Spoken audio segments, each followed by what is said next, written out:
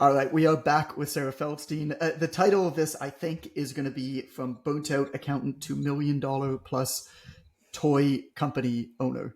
And I love your story. You know that, Sara. I'm excited for more people to do that. There's a few themes that I want to get into here. And the themes of finding your passion, I think, is very valuable. The theme of overcoming and not taking no for an answer, I think, is something that really defines you. And then just like, I don't have a better way to say this, making this shit work with two young kids at home, particularly during COVID. And afterwards now with two young kids at home. So we're going to kind of hit on all those themes, but I want to start with a story. And this isn't like the words from the story. This is my words from when you told me the story before. So you could tell me whether it's wrong or inaccurate or accurate. But when you were looking for a manufacturer, particularly you wanted a manufacturer in Canada for, I think it was the phone, and the owner of the manufacturing company basically said to you, he's just like, you're a huge pain in the ass. I like you. Very close. Can you tell me what that story was? Sure. I mean, I wanted to manufacture in Canada right from the beginning, but I was unable to because it was the pandemic and there were the supply chain shortages, and phone was not to be had, especially not by someone who didn't even have a website yet. So this was already a bit into my journey when I was trying again to manufacture in Canada and kept being told no. And then actually it was a tip from my sister, who's a lawyer who does a lot of negotiating, is a no can become a yes. You just have to find out why it's a no, which is a really powerful thing to think about. So that was the angle I took of, why is it a no? Is it too many pieces? Is it because you think I can't get the retail price? Like, what is it your guys don't want it? Like, what is the reason you're giving me a no? I will change it. I will change whatever it is. I want to do this. I want to make this here. And eventually, yeah, I got the infamous, I like people who don't take no for an answer. Come on in, make a sample, and I was off to the races. So that was a really great turn of events. I'm still gonna call that, you're a pain in the ass. I like you. I'm gonna get back to that. Well, you have to be. I'm gonna get back to that concept of don't accept no, because I think that's really, really cool.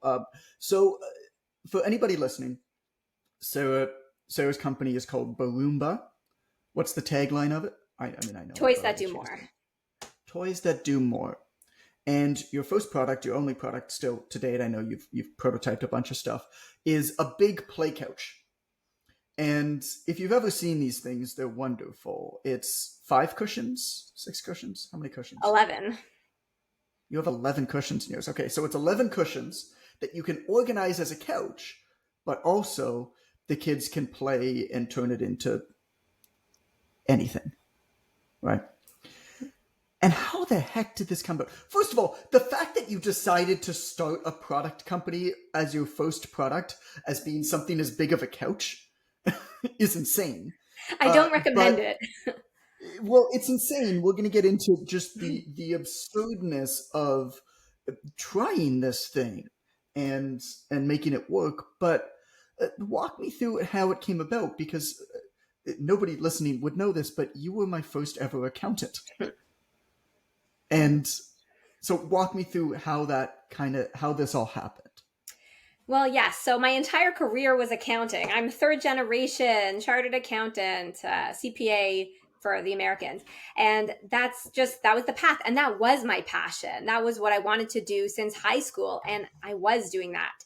And it all came to an end really during the pandemic, but I think it was a long time coming. I was just able to keep persevering when I shouldn't have. So the pandemic hit in March, so it was tax season. My children were 1 and 3 years old.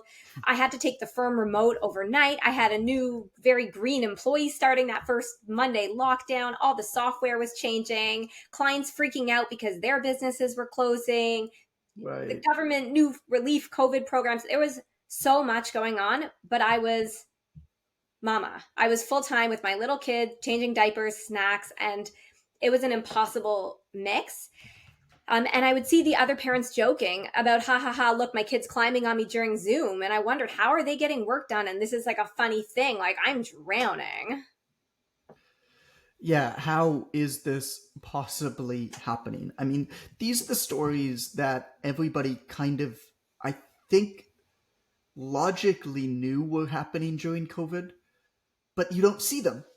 at all. You don't see the professional who has more demands on her than ever before.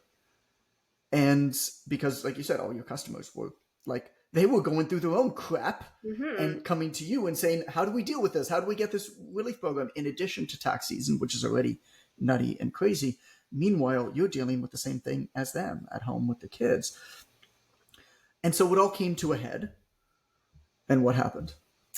Well, what happened is I kept thinking if lockdown ends, it'll be okay. If lockdown ends, it will be okay. I'll get out of this Yeah. drowning. I can make it a little longer. I was making my employees review files at 10:30 at night. It was impossible, and that led me to getting burned out. And I will say I did not realize that burnout was an actual state. I thought it was a phrase to say, "Oh, I'm so burned out." I didn't Huh. realize it was a real thing. So I didn't recognize the signs to be aware. I just wasn't aware. I just thought I'm tired. This is a lot. I didn't know I was really getting very, very burned out. Yeah, your battery was empty and there was no replenishing it, right? Yeah, I would wake up exhausted all the time.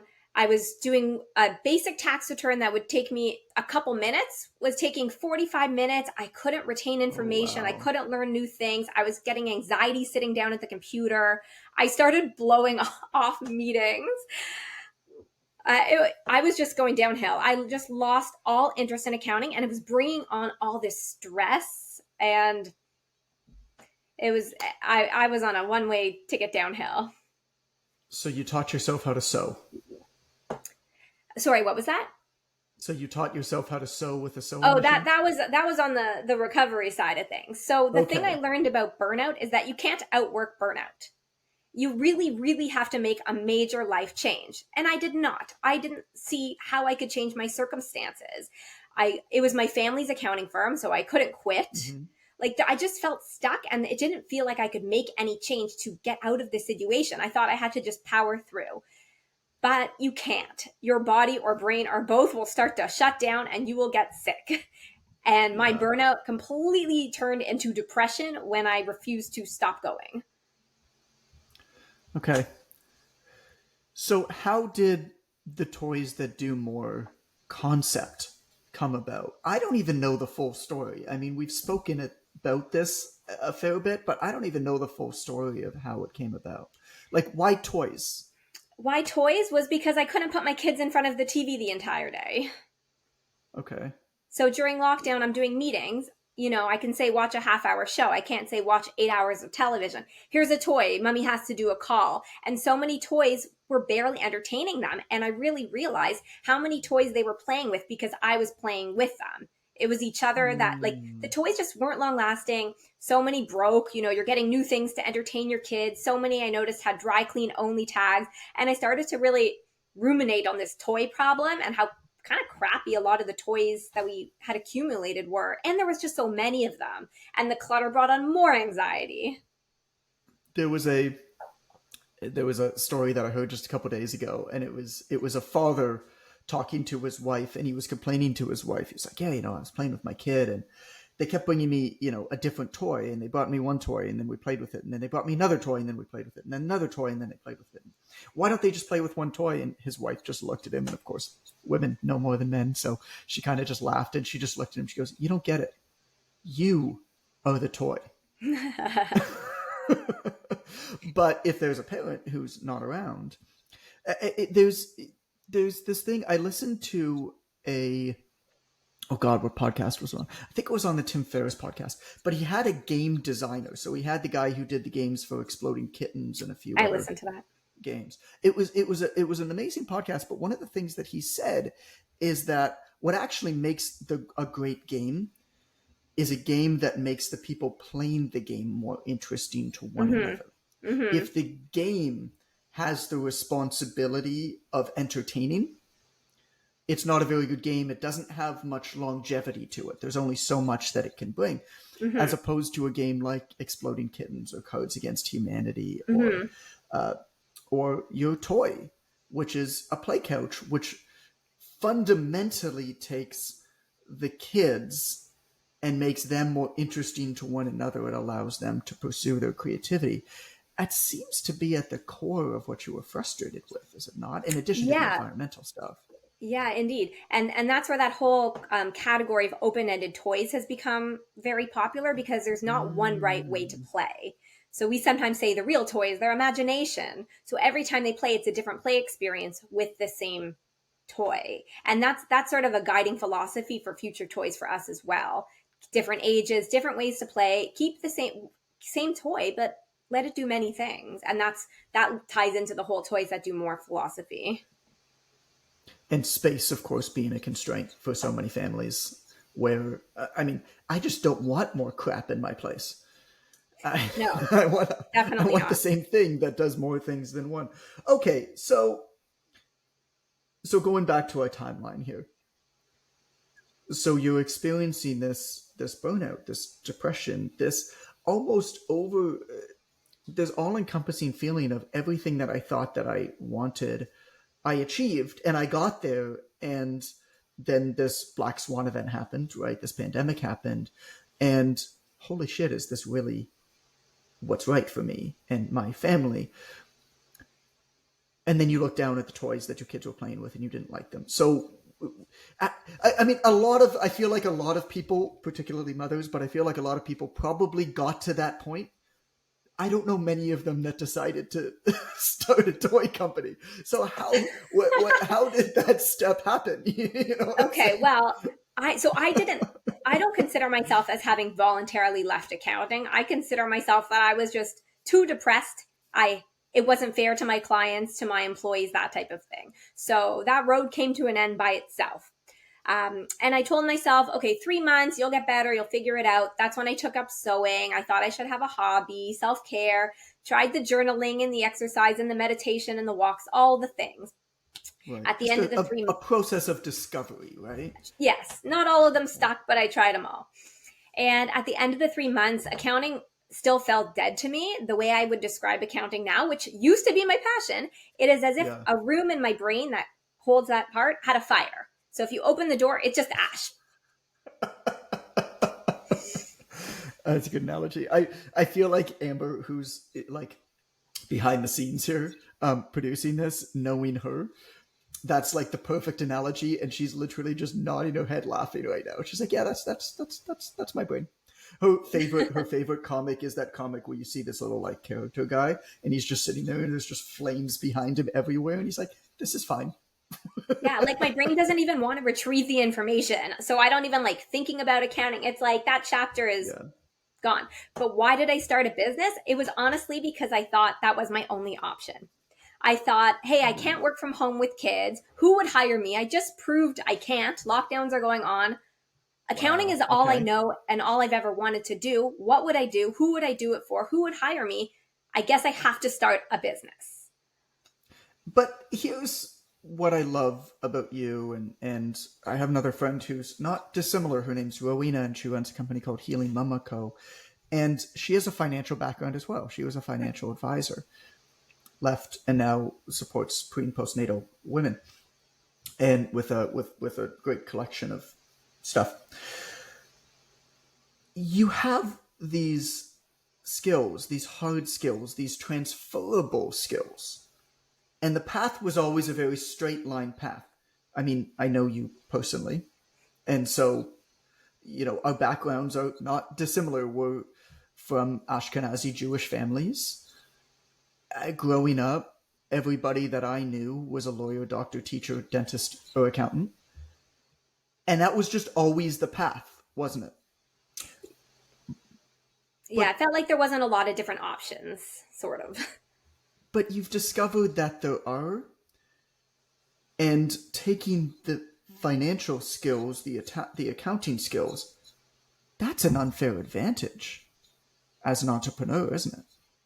In some areas, completely. The things that would overwhelm other people figuring out sales tax and margin and how to price something. A lot of that stuff was just my foundation, but there's lots of Yeah, areas I, of course, have no experience in, like making a sure. product, how to bring something into the country, lots of things.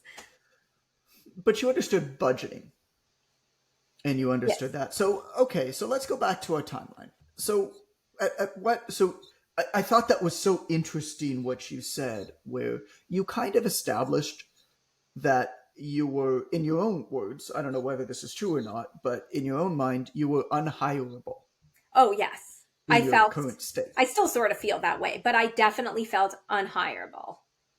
Yeah, I mean, you're talking to the most gloriously unemployable human probably ever, which is why I've never worked for anybody else. But why then? So how still did that step happen? Like, why toys? Why a play couch? I mean, there are a lot of easier things that you can do that you could have done that are more common, more straightforward paths to entrepreneurship. I don't think I put that much thought into it. That my thought Yeah. process was, if I'm home with kids, I need something large and more expensive, not small and cheap, because I couldn't be operating on volume. Because if I'm doing Oh, customer service, I want to sell fewer of a bigger unit.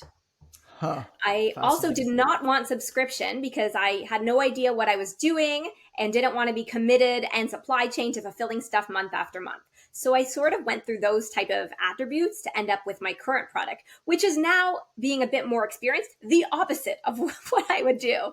Now I would want repeat revenue, small and light. I did it all backwards, but it was Right. what I needed at the time. You did it backwards, but I don't know if you did it backwards, right?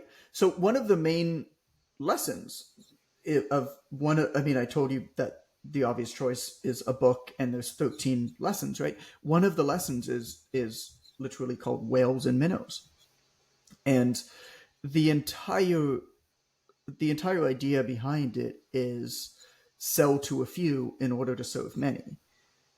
It is far easier for sure to start a business, to start high, to start charging a lot and have fewer customers for precisely the reasons that you laid out.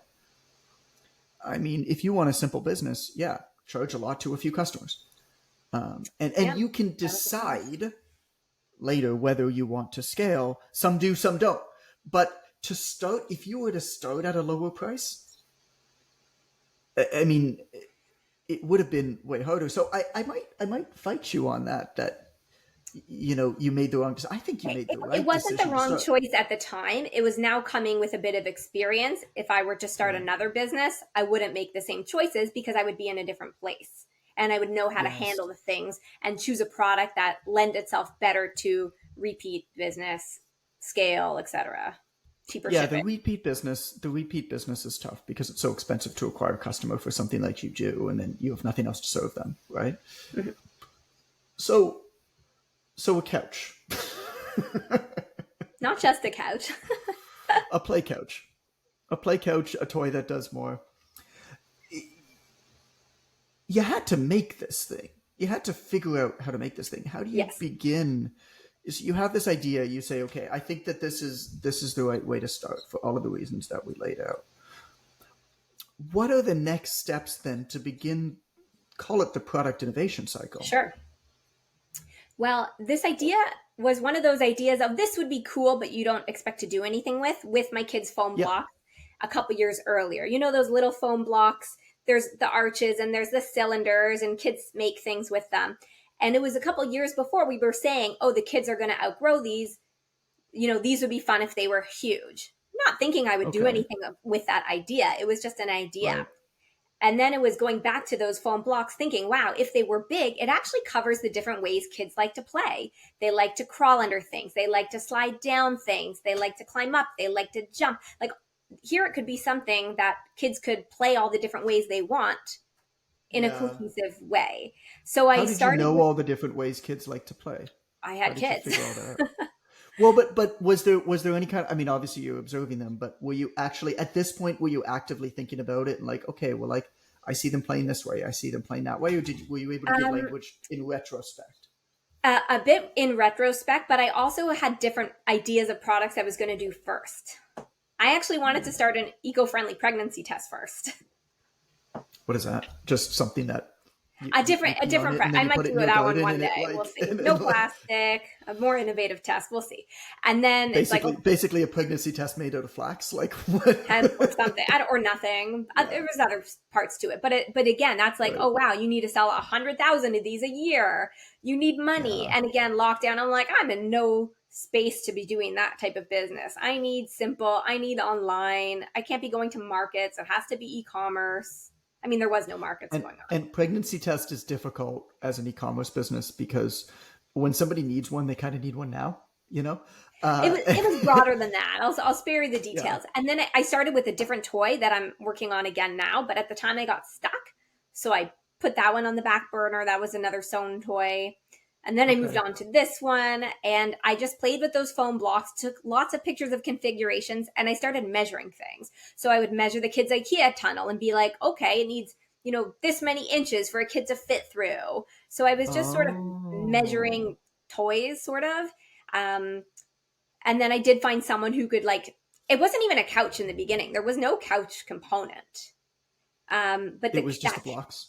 it was just the blocks. It was only because in Yeah. other countries over the pandemic, this play couch concept took off that I thought, you know what, maybe we should make them into a couch shape, because instead of just saying we're selling giant foam blocks, let's hitch ourselves to the existing category and just change the design up a little bit. Yeah. But what I love about that is just this method of observation. It's something that I really admire when I hear those types of stories of people of we don't quite know what this thing is yet, and we don't need to know what this thing is, but we're going to watch the people who use it and like actually think about what they're doing, right? We're going to watch the kids. We're just going to like watch kids play, like not in like a super creepy way because they're young kids, but like I'm just going to like actually watch my kids play. In this case, watch our customers, whatever, right? And then you went to other tangentially related products that were successful in the marketplace, and you just figured out the stuff that they probably had to spend a lot of money figuring out, like what's the right diameter of a tunnel for a kid to play in. Like, I don't know the answer, but and it would probably be hard to figure out that answer by yourself, but there's people who have already figured out that answer, and you just went to IKEA and measured the tunnel or had an IKEA tunnel. I think it's so smart when people do that. We talk about that in the fitness industry all the time of like, how do you figure out what language to use to appeal to your target audience? It's like, buy the best selling books and magazines that are targeted towards that audience. You might not like the language that's being used, but I can tell you that these places have already spent many millions of dollars figuring out the best words and phrases and ways to talk and types of programs that your target audience already buys, right? So it doesn't mean you have to do that, but it's a really useful way to figure out the best practices to start. So you figured that out, and then you started kind of sewing and playing So the around with the actual sewing, building of this this thing. was beyond. I hadn't learned how to sew zippers, so I was like, I won't be able to make this myself. Um, Yeah. I gave up on that. I found a retired upholster to make me one. How? How? Instagram. Tell me more. Like these are the parts of the process nobody talks about, and they're fascinating. Like just like, oh, I found a retired upholsterer to make me a play couch. Just like what? Like how did you just gloss over that? So I don't remember. you I found don't this woman remember on how. Instagram. I didn't even have Instagram, by the way. I got it to have a business. So at this Okay. point, I made myself a personal Instagram just to be like, how does Instagram work? I had to have someone explain to me a story, what to highlight a reel. I had never had Instagram. But I still don't use it for myself. But I was playing, probably typing in hashtags, found this guy, and he does things out of foam, and I saw he's made shapes before. So okay. I got him to make me one. It was garbage, but So I just wait, wanted, you sent him a message and said, "Hey, yeah, I noticed you I noticed you making shapes out here's of a foam. Can you picture. make Can you me a make shape me out of this? foam?" I wanted Yeah. to see how the sizing would work, Okay. if it looked too big, too small, so I didn't really care about the final product. It was more for the scale and the concept. Okay. Yeah, I just went to some guy in Richmond Hill's house and I put it in my truck, my car, and came home with it. Hilarious.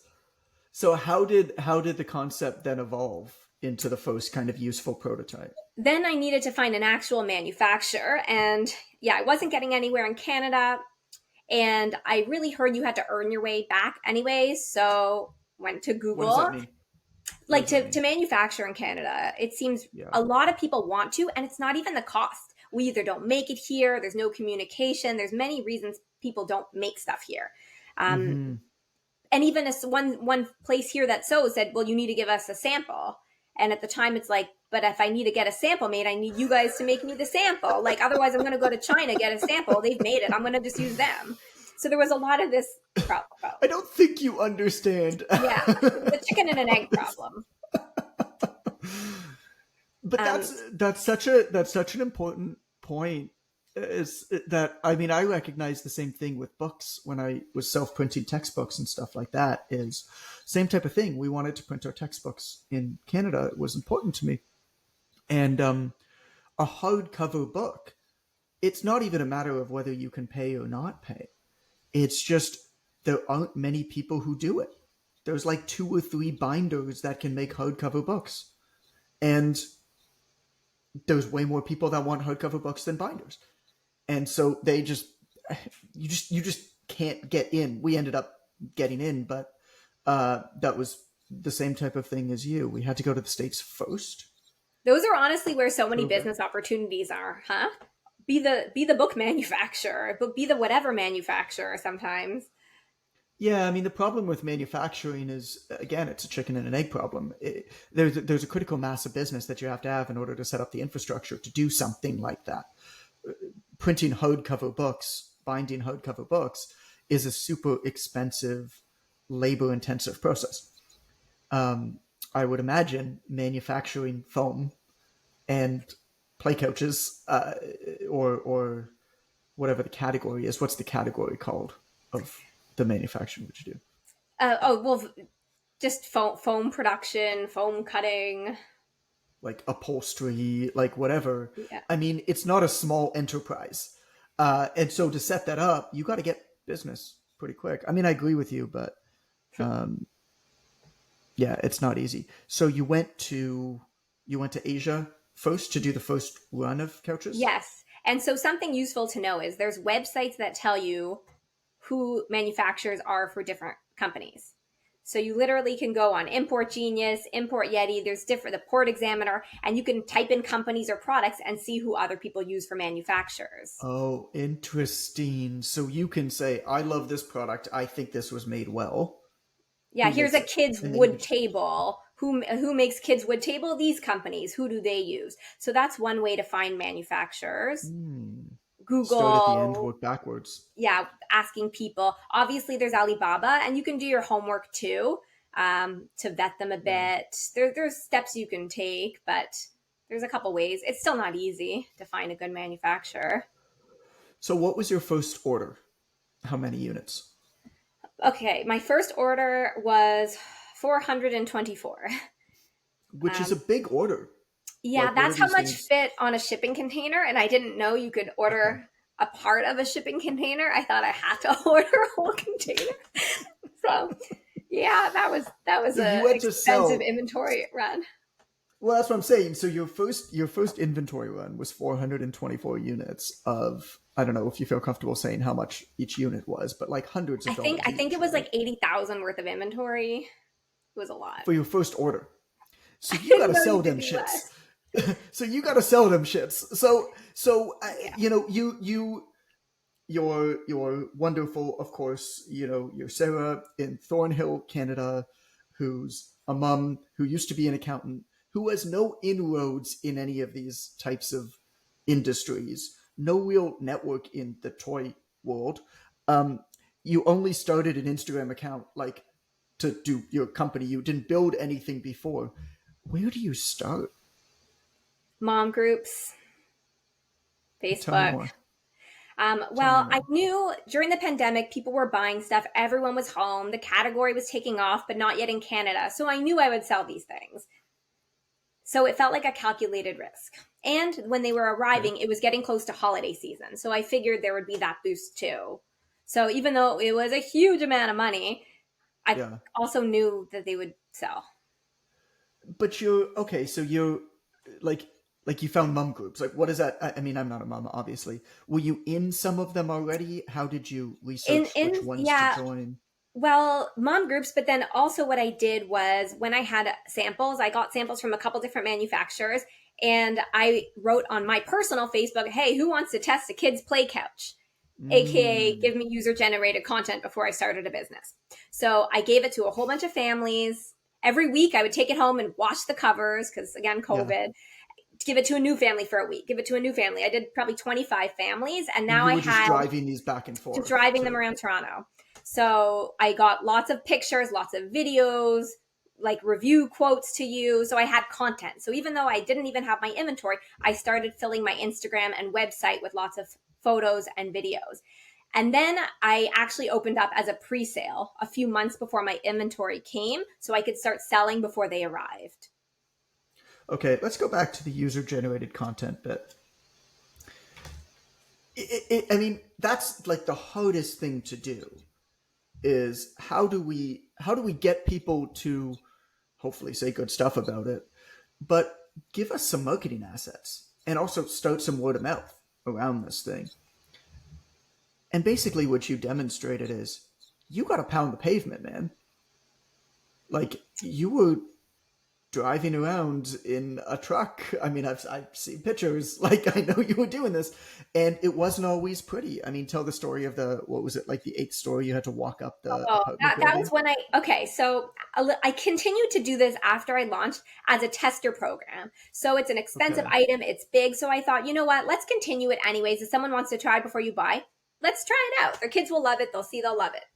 just in the city, just in Just in Toronto, the right? city. And I thought, oh, I could do it in other cities. People could rent them for birthday parties. I had these ideas.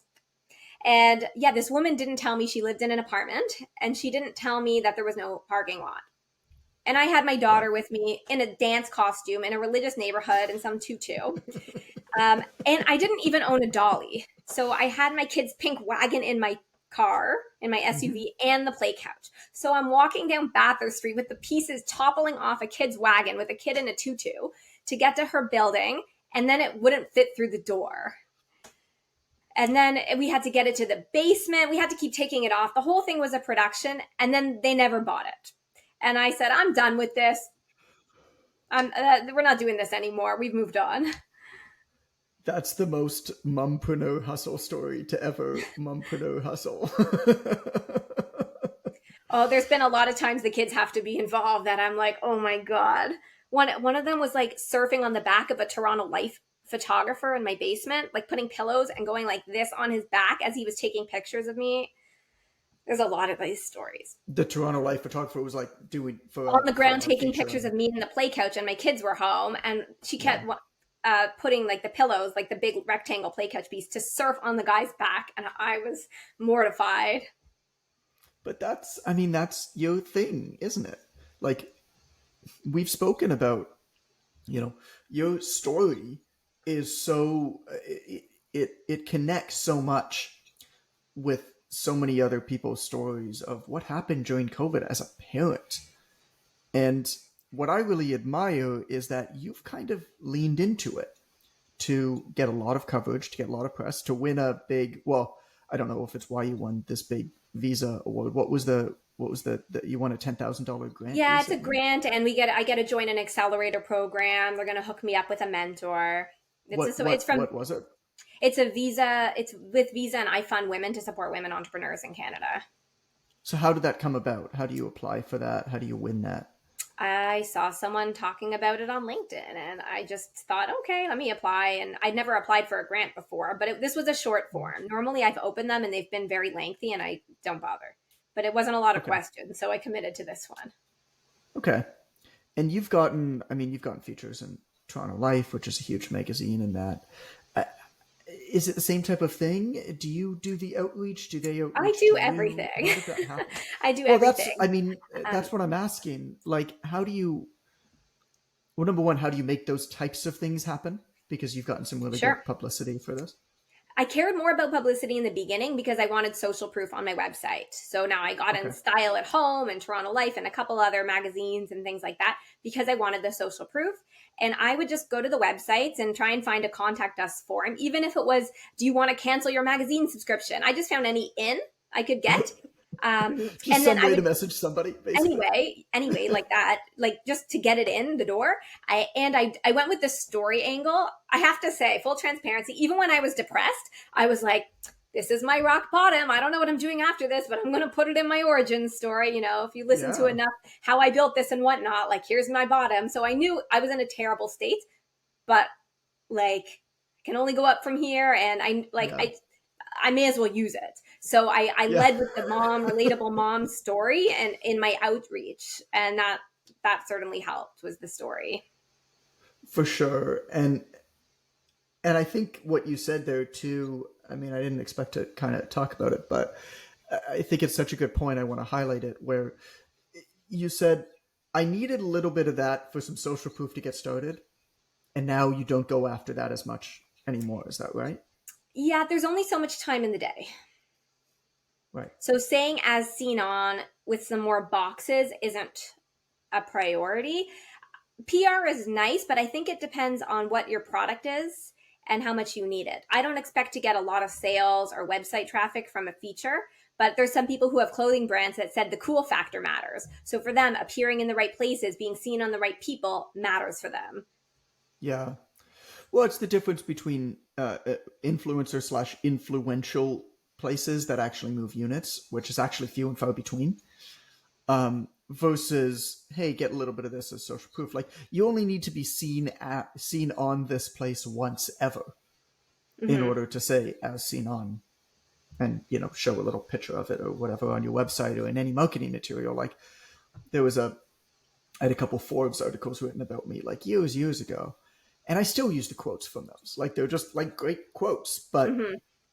nobody asks. It's like nobody asks what mark you got in university. It's like, oh, I have a degree from university. It's like, cool. Did you get a 57% average or a 90% average? Mm-hmm. Nobody asks that anymore, right? Oh, one other thing about getting PR is remembering that these editors need content all the time. So you have to make it easy for them to feature you. So one time I saw on LinkedIn someone shared they were featured in an article and it was question and answer style. And I looked at the week before, and it's always the same questions and the same answers. So I just copied the questions, wrote my own answers, and then sent it in with a, whatever their column name was / Baroomba play, as if I had already been contacted and here was my Right. submission. And I'm like, cool, they featured me. So I just made it easy for that. I did the guy's work that week, right? Yeah. So of course I got featured. That's like PR 101 is the easier that you can make it and the easier that you are to work with as well. You hear all of these. I mean, I'm going to call this out because I just think I see it all the time. It's like anytime I get an auto response message from somebody that says, thank you for your email. It's very important to me. Just so you know, out of respect for my own time, I answer emails on Tuesday and Friday at 10 a.m. I will get back to you then. I was like, I'm never talking to you again, man. Like, it's just you can't operate that way. But there was some thing that started a number of years ago when this idea of lifestyle engineering and whatever kind of took off, where people were like, I need to be in control of my time and stuff. It's like, yeah, that's cool, but if you want to actually make anything happen, you have to appreciate that you're actually working on their clock, not yours. And the easier you are to work with, the faster you are to respond, the better it'll be. I can tell you from my own experience in hosting the summit and inviting people to be on it, right? I invited a whole bunch of people to be on it. A few said no, most said yes. Great. But some people just like, I go through phases too where I just say no to everything. Like for these couple months, I'm just in like deep focus mode. So that's fine. No's are fine, as you know. But some people, and it was interesting because you see some people out there and you're like, how are they as big of a deal as they are? They haven't been around for as long. Or from my perspective, the work is good, but is it that much better than everybody else? Right? Like, Mm-hmm. like how is it? And what I recognized when I invited them for this is like, oh, that's why. They are so easy to work with. They're responsive. They say yes. We get each other's phone number. We'll message back and forth. He'll message me earlier in the day saying, hey, setting up the studio. Looking forward to talking to you. They'll come on 10 minutes before. We do a great interview right afterwards. He's like, yo, man, oh, super fun. Look, you got my number. When it comes time to promote this, like, hit me up. Like, I'm down. Like, versus somebody else who, if you look at like their quote unquote platform, which is one measure of, like, call it importance. I don't think it's a particularly good measure, but it is one measure of importance in our world today. They're less important, right? Like they have a smaller platform. They certainly have fewer requests on their time. And it's like they kick me off to an assistant, which is in and of itself not bad, but the assistant gives me all of these like bland kind of token answers, and they're just very difficult. They take a long time to get back. They're very tight with their window. They show up 2 minutes late. The minute that it's over, they're gone. You never hear from them again. And it's like, well, now I see the difference between the two. And what you demonstrated is just make it easy. And they'll tell their buddies, yo, you need a source? You need a good story? Sara's awesome. And all of a sudden now you start getting calls, and then you can start deciding. Let me go back to this idea of don't accept no for an answer.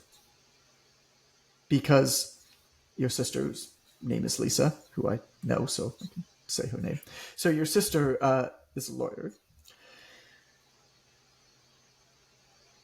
The advice that she gave you of a no is never a no, was that the first time that you had ever heard that?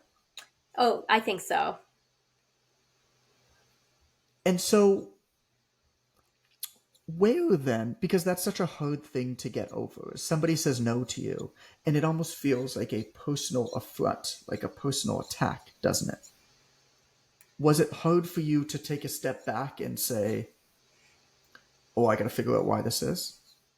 Well, in that case, I just had I don't know, you could call, I don't know if you're into manifesting and all that, but I just had it, or what you want to call it, but I had it in my head. I will be making my stuff in Canada January 2022. It will work out. I should have been stressed that I hadn't ordered more product from China. So I knew like the clock was ticking, but I just had like the faith that it was going to work out. So I just, in that case, just knew I had to keep going, and it was magically going to be okay. Yeah, you believed in it, and that made it easier then to not take no for an answer, didn't Yeah, it? yeah. I knew it was going to happen. I just Yeah, didn't know how. I love that. Just like a no is never a no. Like there's a reason behind the no, and you need to figure out what that reason is. And oftentimes, it's just a either a misunderstanding or a lack of communication or a lack of understanding. And if you can just bring that to the top, you can figure out whether it's something then that you can either deal with or not deal with, Yeah, right? and Like I maybe I can get make a change. so many sales emails from SEO services and a million services every day, and I ignore them all.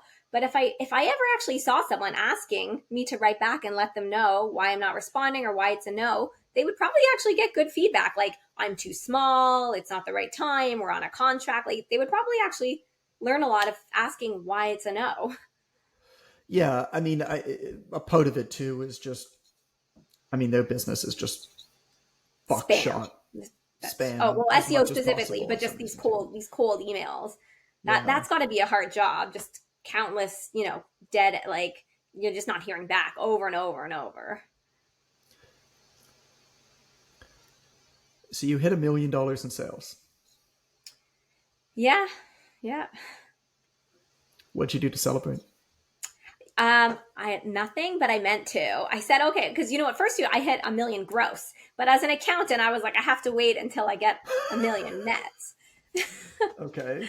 And then Okay. I honestly forgot. Yesterday was my year end, so now in the next bit, I'll do up the July year end books, and then I can see final numbers. But I have got in the habit now of like remembering to celebrate little things. Like, I bought these earrings after a really good Black Friday weekend because I normally buy myself nothing. I will have no socks Hmm. left before I buy socks. So remembering here and there to like mark milestones is something I usually try and do. There was a book that I read many years back, and it was back when I was a personal trainer and looking to get out of the trading time for money type thing. And I was just looking at anything. So I was studying residential real estate investing. This is like 2008. And I didn't end up doing it at the time, which is funny because now we have like 13, 14 rental units. But at the time, I didn't end up doing it. But I'll never forget this one lesson from one of the books, which is a good example of read widely and read outside of your industry and talk to smart people doing good things in a lot of different places. Even if you're not interested in like learning how real estate works, there's often lessons that are global foundational lessons, and they can be really meaningful. And so in this book, what the author said was, celebrate a process win, right? The outcome is not always in your control. In fact, it often is not. But if you actively follow a good process day in and day out, you know it's going to work out. You know the outcome is eventually going to work out. And so whenever you do something good, celebrate. And so in their case, it was go to a bank and give a good presentation to a lender for a new mortgage for a property. Celebrate, even if they say no. Make a deal on a house and they come back to you and ask for a new price and it doesn't fit your pricing model. Say no and celebrate. However you celebrate, whether that's going out to a meal with a loved one, whether that's just like, I'm going to watch this Netflix show. I tried smoking a cigar to celebrate, and then I did that once, and that was about the end of it for me. I've never forgotten that lesson. And it's been really useful because we can forget the small things. I think that helps combat this whole, like, if I just get here, I'll be happy. If I just get here, I'll be happy. Because you're making those milestones happen for yourself along the way instead of some far out date. 100%. I mean, the far out date, you'll get there, but the minute that you get there, it'll become the new here, and then there's a new there that you have to get to. Oh, yes. I still fall into that trap. As Robert Hastings says in his beautiful short story called The Station, the station never comes. So enjoy the journey. Take more trips. Go on more adventures. The day that the station does come is the day you stop thinking and breathing. As morbid as that is. He doesn't say that in the story. I added that part in. So you did $1 million gross. And you're still selling these. You're still flinging these couches, these play couches. How are you continuing to sell them now? How are you structuring the marketing, the appeals? I mean, the inventory, because you're still doing some pre-sales. You're on this cycle, right? And any of these inventory businesses are tough because you've got to kind of estimate what's going to happen and make your orders in advance. So how are you managing that with your marketing? How are you putting this all together? Well, now making it in Canada is easier because I have much lower minimum order quantities. So I actually just stockpile covers and then I make the play couches in smaller batches. Oh, interesting. So tell me about that. So you stockpile the covers that go over the foam at the foam. Yeah. So I'll make a whole bunch of cover sets and then maybe I made 300, but I made 50 play couches in that color. This way they're also fresh all the time. I don't want them sitting in the box for too long, but I just expires, doesn't it? Technically, yes. I wouldn't want to sell them beyond a certain number of months, which is also a huge advantage to making in Canada. Yes, my costs are way more, but I don't have that pressure of by the time I got on the boat, by the time it's here, oh my God, customs audit. That's what happened the first time. When they came, I had 7 weeks left to sell those container of couches. Yeah, the idea that foam expires is kind of ridiculous. That's another reason I wouldn't pick this product. It's like a perishable. Like, it's the same as bed in a box. Foam should only be compressed for so long, but if you make them all the time in small batches, we're shipping them basically fresh or made within the last couple of weeks. So that's been my solution. So that's smart. So are you still selling largely through mom groups? I know your TikTok gets some attention, but your TikTok, what, people thought it was like a sex swing? Or that like was in the beginning. TikTok found me the right people finally. Yeah. So TikTok at the beginning, why did that happen? Baroomba was like a sex word or something? No, accountant was like accountant, and it meant like a stripper or an escort. That's So and then funny. I'm an accountant selling a play couch. People thought I'm like a former stripper selling a sex couch. It went Hey, wrong for a little while there on TikTok. eyeballs are eyeballs, man. Uh, so okay. So are you still going mainly through mom groups and then there's some TikTok and stuff? What are your main channels now to get So in touch with I people? wish attribution was better because sometimes I don't have a good grasp on that. That's something I struggle with. So I do a bit of Right. everything. I have a little bit of the Google ads. I have some Facebook ads. I'll do TikTok. I'll do Instagram. I have some stuff on Pinterest. I'm a little spread thin because I've been trying to figure out what is working, but I don't really have great data to give myself Mm. permission to let go of any of the channels. Yeah. And the groups are not I a main kind of thing, or are left they the still there? groups. I kind of left a lot of those groups because I found that a couple things. Number one, I'm just competing with other people selling variations of the same thing. I would rather be the only one. Cool, this thing Yeah. is amazing for my kid versus compare Would you me would to you rather be the obvious choice, Sarah? I would. I'd rather be the only choice. So I took, even though those groups were great, they were free. I was like, I don't really want to be here. And a lot of the people in these groups wanted to buy tons and tons of foam and have whole rooms. And my whole philosophy is you only need one play couch. I don't want to have a whole room. And these people were like obsessed with this stuff, buying tons of them. They'd fill up their whole room. So it was just a different Right. personality of clientele. So I realized they weren't really my true people.